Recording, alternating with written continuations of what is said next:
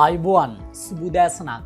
අද 2025 ජූනි මාසේ 10 වෙනිදා අඟහරුවාදා දවසක්. පොසොන් පුන් පොහෝ දිනය අදයි. අදත් ජාතික පුවත්පත් වාර්තාවල ඔබ දැනුම්වත් විය යුතුම වාර්තාවන් මොනවද කියලා හොයලා බලලා ඔබත් එක්ක බෙදා හදා ගන්න අප සූදානම්. එහෙනම් ආරම්භ කරමු මේ ඔබව හරි මඟ ගෙනියන ඔන්ලයින් පත්තරේ.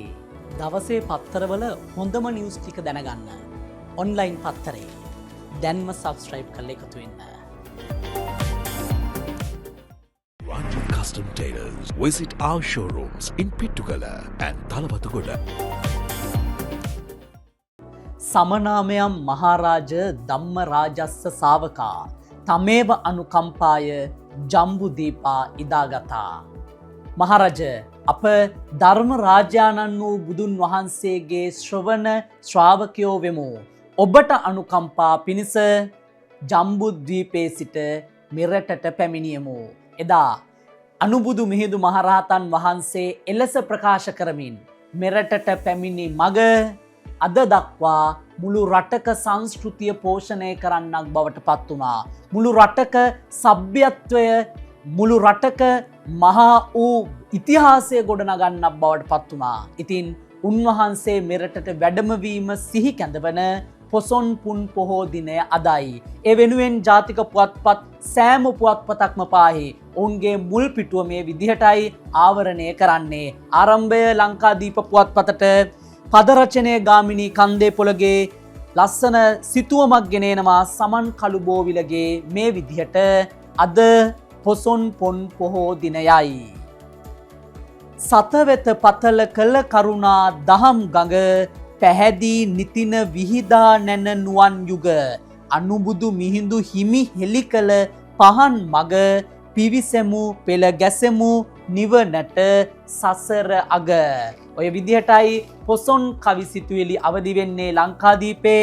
ඒ අතර මොනරා පුවත්පත මේ විදිහට මතක් කරනවා පින්බර පොසොන් මංගල්‍යයක් වේවා.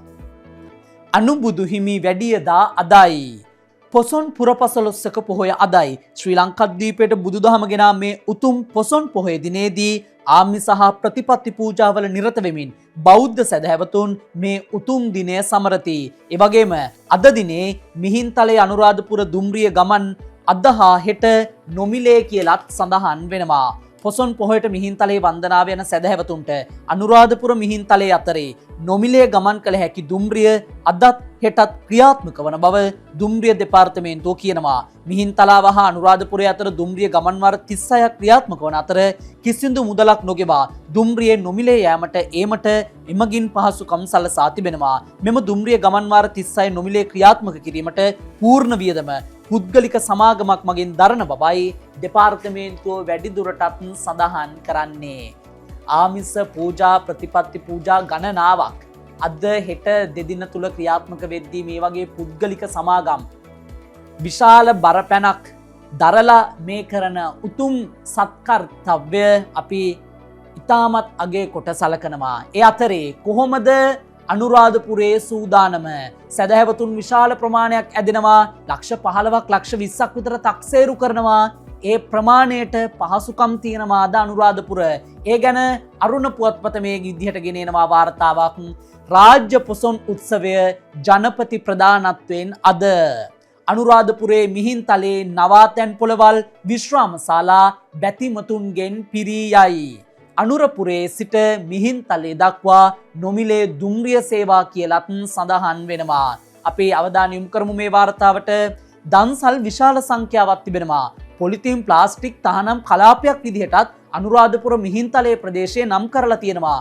බීමට තැනින් තැන ජල ටැංකිත් සූදානම්. වාහන නතර කිරීමට රථගාල් 16කුත් ඉදි කරලායි තියෙන්නේ. අදට යෙදී තිබෙන පොසොන් පොහොය නිමිත්තෙන් මිහින්තලය හා අනුරාධපුර අටමස්ථානයේ වැඳ පුදා ගැනීමට අතිවිශාල බැතිමතුන් පිරිසක් ඊයේ දිනේ සිටම පැමිණ සිටිනවා. මේ හේතුවෙන් අනුරාධපුර නගරය හා මිහින්තලයේ ආශ්‍රිත නවාතැන් පොළවල් විශ්‍රාමශාලා බැතිමතුන්ගෙන් පිරී ගොස් තිබෙනවා. මෙවර පොසොන් උත්සවයේ නිමිත්තෙන් අනුරාධපුරයට හා මිහින්තලයට ලක්ෂ 15ත් ලක්ෂ 20ත් අතර බැතිමතුන් පිරිසක් පැමිණෙතැයි අනුරාධපුර පොසොන් කමිටුව අපේක්ෂා කරනවා. මෙවර රාජ්‍ය පොසොන් උත්සවයේ කටයුතුද ජනාධිපතිවරයාගේ ප්‍රධානත්වයෙන් අද පෙරවරු අනුගරුවේ ආරම්භ කිරීමට නියමිතයි. රාජ්‍ය පොසොන් උත්සවයේ මෙවර තේමාව වන්නේ අනුබුදු දහමින් ලොවම නිවේවා යන්නයි. ඒ පිළිබඳව අරුණ ගෙන එන තවත් වාර්තාවකට අපි අවධානය යොමු කරමු. මහා සංස්කෘතිය දායාද වූ දිනය අදයි. රාජ්‍ය පොසොන් උළලට ජනපතිත් සාලිය කුමාර ගුණසේකර ගෙන එන වාර්තාවක් මේ. ලංකාවට මහා සංස්කෘතියක් දායාද කළ පොසොන් පුරපසළොස්වක පොහොය අදයි. මිහිඳු මහරහතන් වහන්සේගේ ලංකාගමනයේ සිදු වූ පොසොන් පොහොය දිනය අපට වැදගත් වන්නේ ශ්‍රී ලංකාද්වීපයට බුදුදහම ලැබුණු දිනය නිසායි. ආගමික සංස්කෘතික සමාජීය හා අධ්‍යාපනික අංශ මෙන්ම ශිල්ප ශාස්ත්‍ර ආදී සකල විධ අවශ්‍යතාවල පුනර්ජීවනයක් හා නව ප්‍රබෝධයක් ඇති වූයේ මහින්දාගමනයත් සමග යැයි අරුණ අපට මතක් කරනවා. ඒ අතරේ මොනරා පුවත්පත මේ විදියට වාර්තා කරනවා. මෙවර පොසොන් පොහොදා දින සිට 18ට අඩු දරුවන්ට හා පාසල් සිසුන්ට සීගිරිය නැරඹීමට නොමිලේ අවස්ථාව. පාසල් සිසුන්ට නොමිලේ සීගිරිය නැරඹීමේ අවස්ථාව ලබා දීමට මධ්‍යම සංස්කෘතික අරමුදල පියවරගෙන තිබෙනවා. එහි අධ්‍යක්ෂ ජෙනරාල් ආචාර්ය නිලාන් පුරේ පැවසුවේ පොසොන් සතියේ සිට වයස අවුරුදු 18ට අඩු සියලුම දරුවන්ට මෙම අවස්ථාව සලසා දී තිබෙන බවයි. පොසොන් සතිය දක්වා සීගිරිය නැරඹීමට පැමිණෙන පාසල් සිසුන්ට ප්‍රවේශ පතක් මිලදී ගැනීමට සිදු බව පැවසූ අධ්‍යක්ෂ ජෙනරාල්වරයා පොසොන් සතියේ සිට වයස අවුරුදු 18ට අඩු දරුවන්ට නොමිලේ සීගිරිය නැරඹීමට අවස්ථාව ලබා දී තිබෙන බව සඳහන් කරනවා. ක්‍රිස්තු පූර්ව 5 වෙනි සියවසේ කාශ්‍යප රජු විසින් ඉදිකරවන ලද සීගිරිය පුරාවිද්‍යාත්මක සංරක්ෂිත ප්‍රදේශයේ ඓතිහාසික වැදගත්කම පාසල් සිසුන්ට දැක බලා ගැනීමේ හා එහි වැදගත්කම අනාගත පරපුරට දායාද කිරීමේ අරමුණින් මෙම තීරණය ගත් බවයි ආචාර්ය නිලාන් කුරේ ප්‍රකාශ කරේ. සීගිරිය නැරඹීමට පැමිණෙන පාසල් සිසුන් සහ වයස අවුරුදු 18ට අඩු සියලුම දෙනාට ප්‍රවේශ පතක් මිලදී නොගෙන නොමිලේ නැරඹීමට පහසුකම් සලසා තිබෙන බවයි අධ්‍යක්ෂ ජෙනරාල්වරයා වැඩිදුරටත් සඳහන් කරන්නේ. ඉතිහාසය කියලා කියන්නේ අනාගතය සඳහා අනාගත දියුණුව සඳහා අපට ලැබිලා තියෙන යතුරක්. ඉතින් ඒ ඉතිහාසයේ පිළිබඳ අවබෝධයක්, ඒ ඉතිහාසයේ පිළිබඳ කම්පනයක් අප තුළ ඇතිවිය යුතුමයි. අනාගතයේ සිටින අනාගතයේ රටබාර ගන්න ඉන්න දුවා දරුවන්ට ඒ පිළිබඳ දැනුම්වත් වීම තිබිය යුතුමයි. ඒ සඳහා මේ ගත්ත ක්‍රියාන්විතය ඇත්තටම අගය කළ යුතුමයි. ඒ අතරේ පොසොන් පොහොයට වෙසක් පොහොයට වඩා දන්සල් ක්‍රියාත්මක වෙනවා. වෙසක් පොහොය දිනේ සාමාන්‍යයෙන් දන්සල් ක්‍රියාත්මක වෙනවා ඉතා අඩුයි. මොකද මුළු රටක් අවුරුදු උත්සවය සමරනවනේ. එතකොට අවුරුද්දත් එක්කම තමයි වෙසක් දිනේ තියෙන වෙසක් පොහොය නිමිත්තෙන් අදාළ වැඩ කටයුතු සූදානම් වෙන්නේ. ඒක නිසා ඊට අදාළ කළමනාටික සූදානම් කරගන්න එක්වරම බැහැ. ආර්ථික අපහසුකම් තියෙනවා. ඒවත් මැඩපවත්වගෙන පොසොන් පොහොයට බොහෝ දන්සල් ක්‍රියාත්මකයි. මේ ඒ පිළිබඳව වාර්තාවක් රට පුරා පොසොන් දන්සල් 19185ක් ලියාපදිංචි වෙලා. අනුරාධපුරේ දන්සල් 2301ක්, ගම්පහ දන්සල් 1792ක්. ඉන්දික හේවා විතරණයි අද පුවත්පතට මේ වාර්තාව ගෙන එන්නේ. 2025 වසරේ පොසොන් උත්සව වෙනුවෙන් රට පුරා පොසොන් දන්සල් 19185ක් ලියාපදිංචි කර ඇති බව සෞඛ්‍ය හා ජනමාධ්‍ය අමාත්‍යාංශය සඳහන් කරනවා. ආරක්ෂිත හා සෞඛ්‍ය ආරක්ෂිත දන්සලක් සංවිධානය කිරීම සඳහා සවිස්තරාත්මක මාර්ගෝපදේශ ශීර්ෂය යටතේ මෙවර පොසොන් උත්සවය වෙනුවෙන් සෞඛ්‍ය සේවා අධ්‍යක්ෂ ජෙනරාල්වරයා විසින් විශේෂ මාර්ගෝපදේශ මාලාවක්ද නිකුත් කර තිබෙන බවයි සඳහන් කරන්නේ. මේ දිනවල ඩෙංගු චිකන්ගුන්යා ව්‍යාප්ත වෙනවා. ඒ අතර කොවිඩ්-9 ප්‍රභේදකුත් සමාජගත වෙලා තියෙනවා කියලා වෛද්‍යවරුනුත් තහවුරු කරලා තියෙනවා. එවැනි විටක දන්සල් සංවිධානය කරන ඔබට බොහෝම පින්. හැබැයි ඔබේ පින අර්ථාන්විත වෙන්නේ ඒකෙන් සමාජයට අහිතකර ප්‍රතිඵලයක් ලැබෙන්නේ නැත්නම් නේද? ඒක නිසා දන්සල් දෙන ඔබට බොහෝම පින්. දන්සල් සඳහා සහභාගී වන අයටත් බොහෝම පින්. ඉතින් ඔබ දන්සල් සංවිධානය කරනවා නම් දන්සල් වලට සහභාගී වෙන්න බලාපොරොත්තු වෙලා ඉන්නවා නම් ඔබ ඔබේ සෞඛ්‍ය ආරක්ෂිත බව තහවුරු කරගන්න. ඔබ අන් අයගේ සෞඛ්‍යයට වින කරන දෙයක් නම් කරන්න හිතන්නවත් එපා. ඉතින් මේ විදිහටයි පොසොන් පොහොය සම්බන්ධයෙන් ජාතික පුවත්පත් පුවත් වාර්තාවන් ගෙනල්ලා තියෙන්නේ. ණයෙක් වුණත් Taman ණයෙක් කියලා පෙන්නන්න පුප්පන්න ඕන තැනදී පුප්පන්න ඕන. එහෙම නැති වුණොත් එහෙම දරමිටි බඳින්නත් ගන්නවා. ඒක මේ ආණ්ඩුවේ ඇත්තන්ට මතක් කරේ. ඒ ඇයි මේ බලන්න බන්ධනාගාරේ ලොක්කෝ ආණ්ඩුවේ අයට කොළොප්පම දාලා නීතිය අවනීතියක් බවට පත් කරලා තිබුණා. මේ ඒ හා සම්බන්ධ වාර්තාවක් ජනපති සමාව යටතේ විත්තිකරුවෙක් නිදහස් කිරීමේ සිද්ධිය අනුරාධපුර බන්ධනාගාර අධිකාරීවරයා රිමාන්ඩ්. ජනපති පොදු සමාව ලබාදී ඇතැයි කූටලේඛනයක් බන්ධනාගාර අධිකාරිගේ අත්සනින් අනුරාධපුර මහාධිකරණයට යොමු කරලා මෙම ක්‍රියාව සැලසුම් සහගතව චේතනාන්විතවම සිදු කළ එකක් බවට බැලූ බැල්මට පෙනී යනවා. වෙනත් බන්ධනාගාරවලද මෙවැනි අක්‍රමිකතා සිදු ඇති බවට තොරතුරු ලැබී තිබෙනවා. CID අධිකරණයට දැනුම් දෙයි. අපි අවධානය යොමු කරමු මේ වාර්තාවට. අපරාධ පරීක්ෂණ දෙපාර්තමේන්තුව මගින් අත්අඩංගුවටගෙන අධිකරණයට ඉදිරිපත් කළ අනුරාධපුර බන්ධනාගාර අධිකාරී මොහාන් කරුණාරත්න මහතා මේ මාස 11 වෙනි දින දක්වා රිමාන්ඩ් කරන ලෙස අනුරාධපුර ප්‍රධාන මහේස්ත්‍රාත් නාලක සංජීව ජයසූරිය මහතා නියෝග කර තිබෙනවා. අනුරාධපුර මහාධිකරණය හමුවේ පැවති මූල්‍ය වංචා සිද්ධියකට අදාළ නඩුවේ විත්තිකරු ඉකුත් වෙසක් පෝය දින ජනාධිපති පොදු සමාව යටතේ නිදහස් කර මුදා හැරී ඇති බවට පවසමින් අනුරාධපුර මහාධිකරණයට කූට ලේඛනයක් ඉදිරිපත් කර අදාළ විත්තිකරු ඔහුට එරෙහිව තිබූ නඩුවෙන් නිදහස් කර මුදා හැරීමට කටයුතු කර තිබීම ඔහුට ඇති චෝදනාවයි. සිද්ධිය සම්බන්ධව සිදු කරන විමර්ශනවල ප්‍රගතිය දැක්වෙන වාර්තාවක් අධිකරණය හමුවට ඉදිරිපත් කරන ලෙසද ප්‍රධාන මහේස්ත්‍රාත්වරයා අපරාධ පරීක්ෂණ දෙපාර්තමේන්තුවට තවදුරටත් නියෝග කර තිබුණු බවයි සඳහන් කරන්නේ. මේවට කවුද වග කියන්න ඕන? මේ වගේ කවුද මුල් තැන ඉන්නේ? මේ මුල් තැන ඉන්න පුද්ගලයාද බන්ධනාගාර කොමසාරිස් ජනරාල් තුෂාර උපුල්දෙනිය අත්අඩංගුවට. අධිකරණ හා ජාතික ඒකාබද්ධතා අමාත්‍යංශයේ අතිරේක ලේකම්වරයෙක් වැඩ බැලීමට පත් කරයි කියලත් සඳහන් කරනවා. වැඩතහනමට ලක්කල බන්ධනාගාර කොමසාරිස් ජනරාල් තුෂාර උපුල්දෙනිය මහතා ඊයේ රාත්‍රී අපරාධ පරීක්ෂණ දෙපාර්තමේන්තුව මගින් අත්අඩංගුවට ගත් බව වැඩ බලන පොලිස් මාධ්‍ය ප්‍රකාශක සහකාර පොලිස් අධිකාරී FU වුට්ලර් මහතා සඳහන් කරනවා. ජනාධිපති පොදු සමාව අනීතිකව භාවිතා කරමින් සිරකරුවෙකුට නිදහස ලබා දුන් බවට වන චෝදනාවට අදාළ සිදු කරන විමර්ශන මත එම අත්අඩංගුවට ගැනීම සිදු කළ බවයි සඳහන් කරන්නේ. පිට අධිකරණයක් කුමකටද බන්ධනාගාරය මේ විදිහට ක්‍රියාත්මක වෙනවා නම් මේ පටු අරමුණු වලට පුංචි මූල්‍ය වාසි වලට මේ වගේ රටේ නීතිය නවන්න පුළුවන් නම් බන්ධනාගාර නිලධාරීන්ට අපි කොහොමද යුක්තියක් බලාපොරොත්තු වෙන්නේ? ඒක නිසා අනිවාර්යෙන්ම මේ වගේ නීතිය නවන නිලධාරීන්ට එරෙහිව තමන්ගේ බලපුලුවන්කාරකම් එක්ක නීතියත් එක්ක සෙල්ලම් කරන නිලධාරීන්ට දැඩි දඬුවම් ලබා දෙන්න ඕන. තව කවුරු හරි ඒ වගේ නීතිය නවන්න හිතාගෙන ඉන්නවා නම් එහෙම නැවත හිතෙන්නේ නැති වෙන්නම. ඒ පිළිබඳව මොනරාගෙන එන වාර්තාවට අවධානය යොමු කරමු. අනුරාධපුර සිරකරුවෙකු නිදහස් කිරීම බන්ධනාගාර කොමසාරිස් ජනරාල් තුෂාර උපුල්දෙනියගේ වැඩ තහනම්. මේ පිළිබඳව වාර්තාවක් තමයි ඔබ දකින්නේ. ඒ පිළිබඳව අරුණ පුවත්පත ගෙනෙන වාර්තාවකට අපි අවධානය යොමු කරමු. නත්තල් දවසේ සිරකරුවන් 25ක් අනීතිකව නිදහස් කරලා CID හෙළි කරගනී.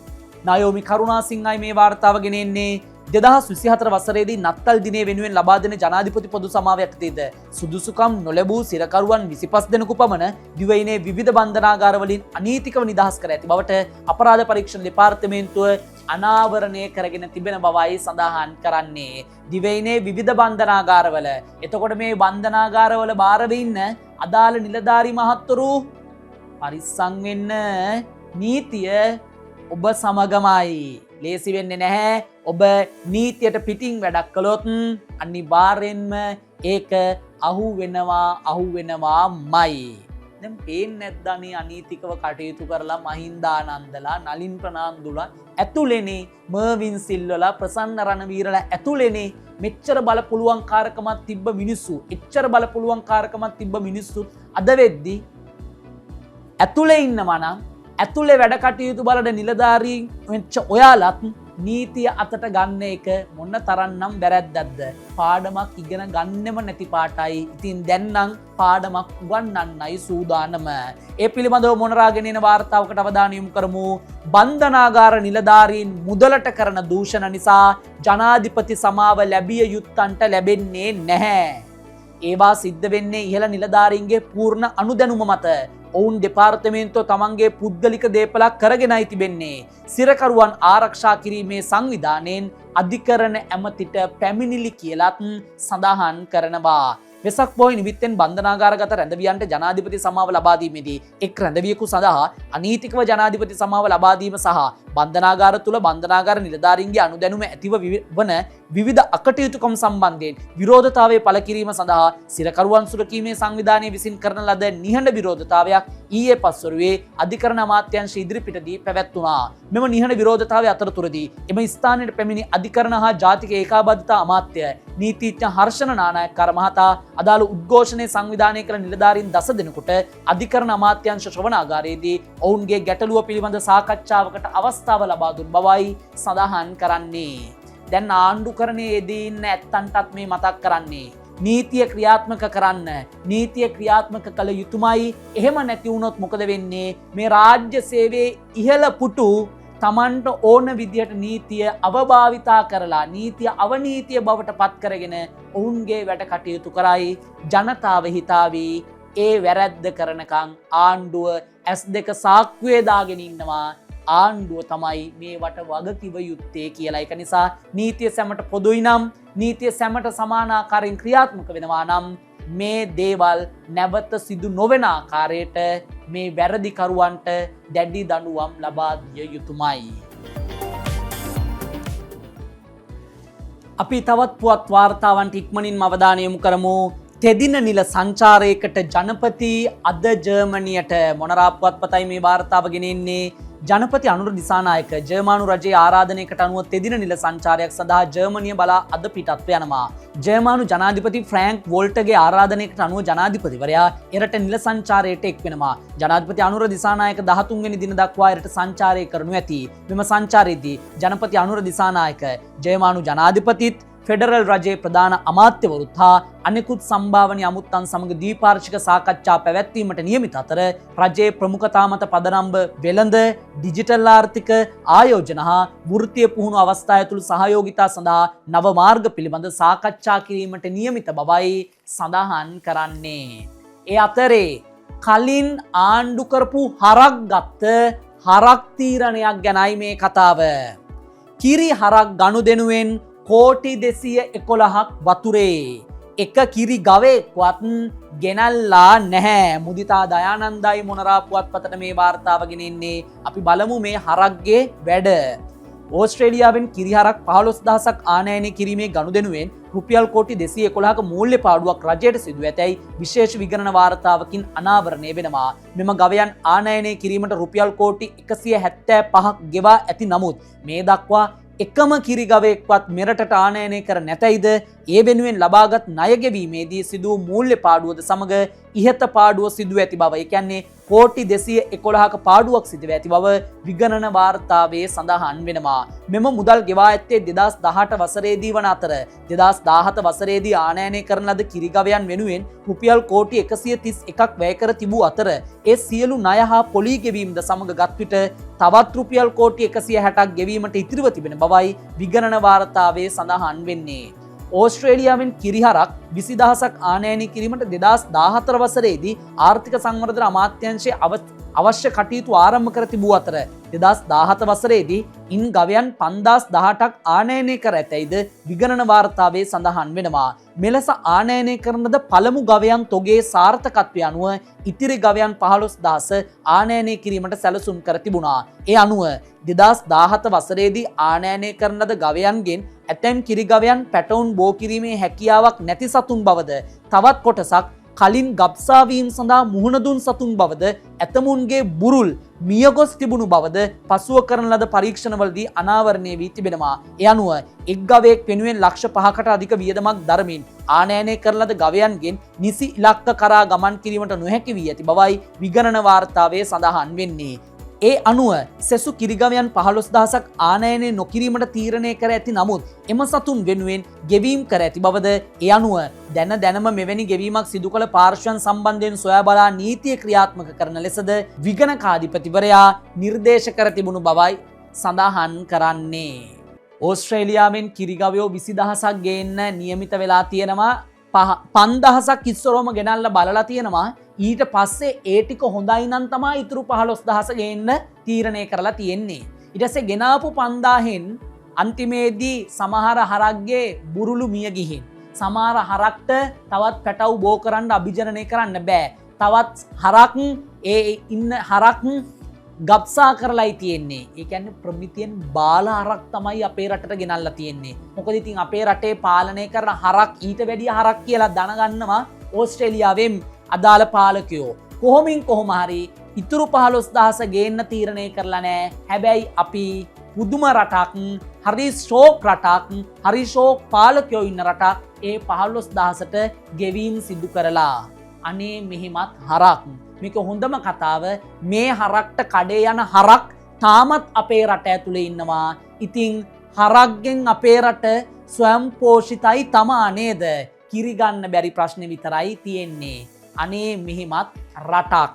ඒ වාර්තාවෙන් අනතුරු අපි අවධානය යොමු කරනවා පොලිසියේ පුටු පෙරලෙයි. මොනරා පුවත්පතයි මේ වාර්තාව ගෙන එන්නේ අපි අවධානය යොමු කරමු. ජාතික පොලිස් කොමිසමේ අනුමැතියට යටත්ව ජ්‍යෙෂ්ඨ පොලිස් අධිකාරීවරයෙකු, පොලිස් අධිකාරීවරයෙකු හා සහකාර පොලිස් අධිකාරීවරයෙකු වරු තිදෙනෙකු ඊයේ සිට වහාම ක්‍රියාත්මක වන පරිදි ස්ථාන මාරු කර යැවීමට වැඩ බලන පොලිස්පති ප්‍රියන්ත වීරසූරිය මහතා පියවරගෙන තිබෙනවා. මීට සමගාමීව ඊයේ සිට වහාම ක්‍රියාත්මක වන පරිදි පොලිස් ස්ථානාධිපතිවරුන් 6 දෙනෙකුටද ස්ථාන මාරු වීම ලබා දී ඇති අතර එයින් තිදෙනෙකු පොලිස් ස්ථානාධිපති ධූරයෙන් ඉවත් කොට සාමාන්‍ය රාජකාරී සඳහා යොදවා තිබෙනවා.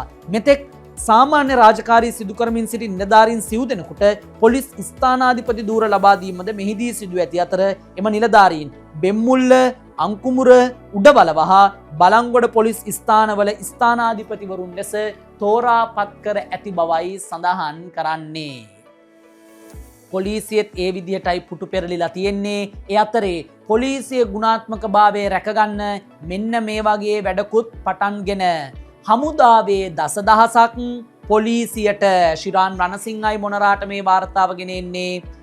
පොලිස් දෙපාර්තමේන්තුවේ ගුණාත්මක භාවය හා ප්‍රමාණාත්මක වර්ධනය කිරීමට හමුදාවෙන් නීත්‍යානුකූලව ඉවත්ව සිටින දසදහසක් වසර 5ක කාලයක් සඳහා පොලිස් උපසේවයට බඳවා ගන්නා බව මහජන ආරක්ෂක අමාත්‍ය ආනන්ද විජේපාල මහතා සඳහන් කරනවා.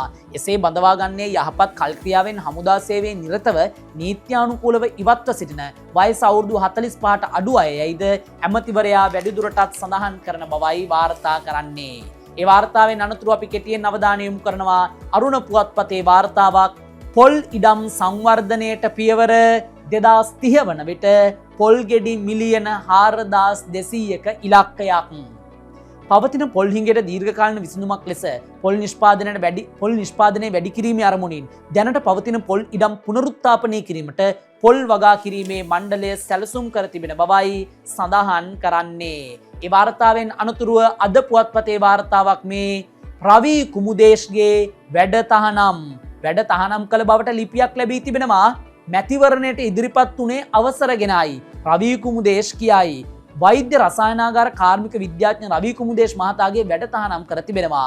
2024 ඔක්තෝබර් 10 සිට ක්‍රියාත්මක වන පරිදි මෙලෙස වැඩ තහනම් කර ඇති අතර ආයතන සංග්‍රහය උල්ලංඝනය කරමින් 2024 මහමැතිවරණයට අපේක්ෂකයෙකු ලෙස ඉදිරිපත් වී තරඟ කිරීම හේතුවෙන් රවි කුමුදේෂ් මහතාගේ වැඩ තහනම් කර ඇති බව ලිපියක් යොමු කරමින් සෞඛ්‍ය අමාත්‍යාංශය සඳහන් කරන බවයි වාර්තා කරන්නේ. ඒ අතරේ කොළඹ බලය ජාතික ජන බලවේගයටද නැත්නම් සජබේ ප්‍රමුඛ විපක්ෂයටද? සමගි ජන බලවේගය සමගි නම් නැහැ. ඔවුන්ගේ අසමගිය නිසා බලය කැරකෙනවා වගේ මාලිමාවට. මේ බලන්න කොළඹ නගරාධිපති පුටුවට විපක්ෂයේ බෙදීමක් මාලිමාව ඉදිරියෙන්. ප්‍රේමකීර්ති රණතුංගයි අද පුවත්පතට මේ වාර්තාව ගෙන එන්නේ. කොළඹ මහනගර සභාවේ බලය පිහිටුවීම සඳහා ජාතික ජන බලවේගය හා විපක්ෂ කණ්ඩායම් අතර පැවති තරඟයෙන් මේ වන විට ජාතික ජන බලවේගය ඉදිරියෙන් සිටින බව දේශපාලන ආරංචි මාර්ග සඳහන් කරනවා. මේ වන විට සමගි ජන බලවේගයේ කොළඹ නගරාධිපති අපේක්ෂකයා ලෙස මන්ත්‍රීවරයෙකු ඉදිරිපත් කර ඇත්තේ විපක්ෂයේ ඇතැම් පක්ෂවල අනුමැතියකින් තොරව බවත් එම නිසා විපක්ෂයේ ඇතැම් පක්ෂ එම අපේක්ෂකයාට සහාය නොදෙන ස්ථාවරයකට පැමිණ සිටින බවත් දැනගන්නට ලැබෙන බවයි සඳහන් කරන්නේ. ඒ වාර්තාවෙන් අනතුරුව 16 හැවිරිදි පාසල් සිසුවියන් සිව් දෙනෙකුගේ මුහුණට නිරුවත් ශරීර බද්ධ කර WhatsApp දැමූ සිසුන් දෙකක් රිමාන්ඩ්. අද පුවත්පතයි මේ වාර්තාව ගෙන එන්නේ බිමල් ශ්‍යාමන් ජයසිංහයි වාර්තාව ලියන්නේ. 16 හැවිරිදි පාසල් සිසුවියන් සිව් දෙනෙකුගේ මුහුණත ඡායාරූපයට AI තාක්ෂණය ඔස්සේ සමවයස් නිර්වත් ශරීර බද්ධ කර WhatsApp සමූහයන් වලට සංසරණය කිරීම සම්බන්ධයෙන් අත්අඩංගුවටගත් සැකකාර පාසල් සිසුන් දෙදෙනෙකු මෙම මාස 13 වෙනිදා දක්වා රිමාන්ඩ් භාරයේ තබන ලෙස හොරණ අධිකරණ මහේස්ත්‍රාත් චන්දන කලන්සූරිය මහතා නියෝග කර තිබෙනවා. පැමිණිලිකාර පාර්ශවයේ අධ්‍යාපනය ලබන පාසලේ ඉගෙනුම ලබන සිසුවෙක් හා හොරණ ප්‍රදේශයේ වෙනත් පාසලක සිසුවෙකු මෙසේ රිමාන්ඩ් භාරයට පත්කොට තිබුණු බවයි සඳහන් කරන්නේ. තමන්ගේ තියෙන පට්ටු ආශාවන් ඉෂ්ට කරගන්න තවත් සහෝදරියක්, නැගණියක්, අක්කා කෙනෙක් මේ විදියට අපහසුතාවයට පත් කරනවා නම් මේක මොන තරම්නම් වැරදිද? හිතන්න ඔවුන්ගේ මානසික මට්ටම එකත් එක්ක කොයි තරම්නම් විනාශ වෙනවද කියලා. අතිරේක පන්ති යන්න බෑ කියයි, පාසල් යන්න බෑ කියයි, සමාජයට මුහුණ දෙන්න බෑ කියයි. ඔබ කරන එක අකටයුත්තක් නිසා කී දෙනෙක්ගේ ජීවිත මේ වගේ අවදානමකට ලක් වෙනවද? ඔවුන්ගේ අම්මලා තාත්තලා මොන තරම්නම් පීඩාවට ලක් වෙනවද? සමාජයේ මොන තරම්නම් ගැරහුමට ලක් වෙනවද? ඒක නිසා මේ වගේ තාක්ෂණ අවභාවිතා කිරීම නම් සිදු කරන්න හිතන්න එපා. ඒවට වැරදිකරුවෝ වුණොත් දඬුවමුත් දැඩි බව මතක තබා ගන්න.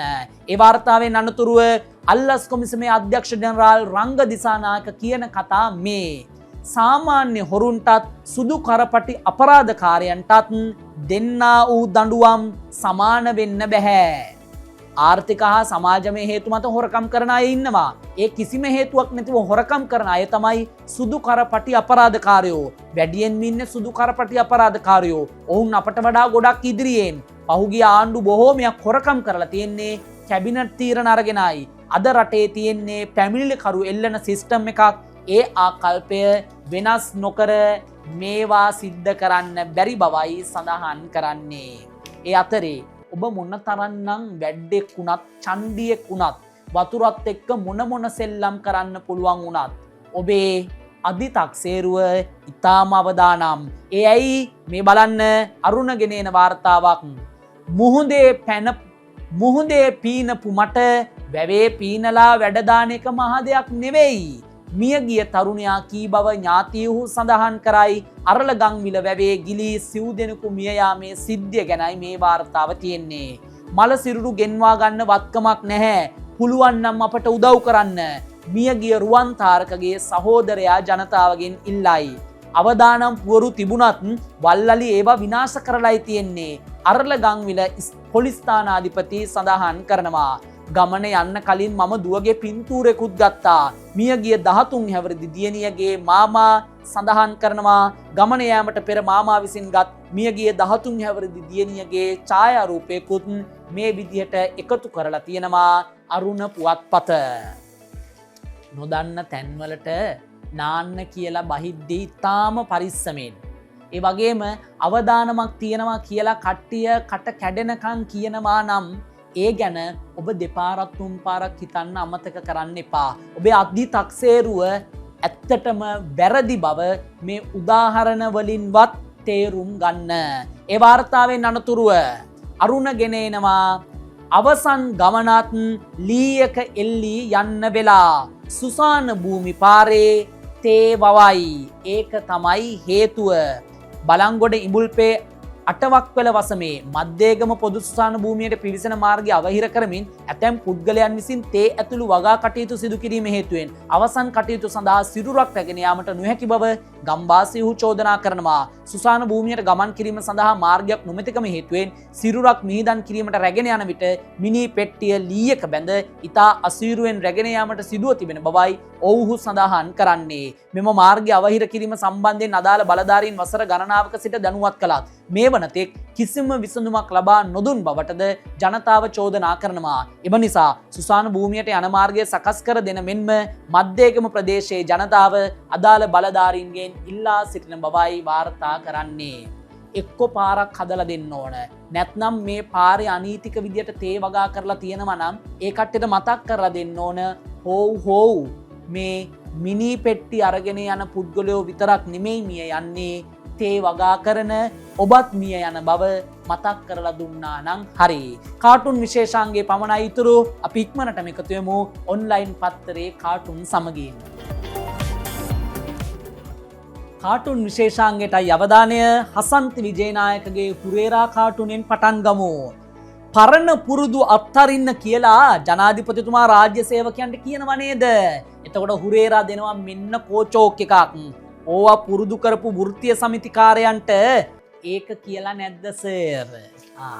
ඕවා පුරුදු කරපු අයට ඒවා කියලා නැද්ද?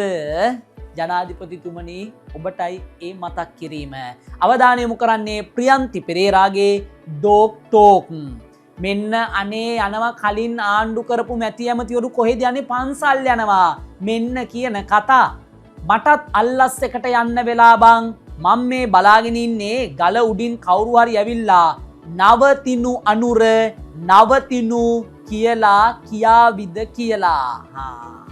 මම බලාගෙන ඉන්නේ අනුරටත් කවුරු හරි ඇවිත් නවතිනු අනුර නවතිනු කියලා කියයි කියලයි කියන්නේ මේ කලින් ආණ්ඩු කරපු මැති ඇමතිවරු. අපි බලමු උඩින් එන ඕඩර් වලට අනුරත් නවතීද නැද්ද කියලා. අවධානය යොමු කරන්නේ අද ජනරානි කාටුනේට.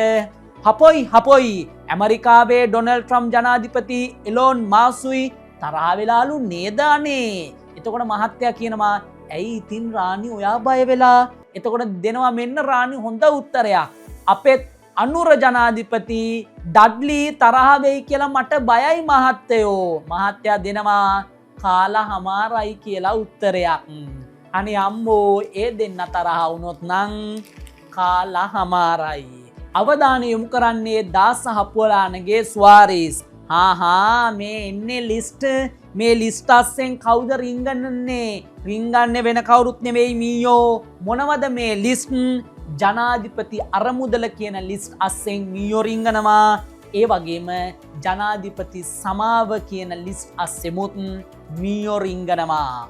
ඒ හොරමීයෝ අල්ලන්නත් ඕන.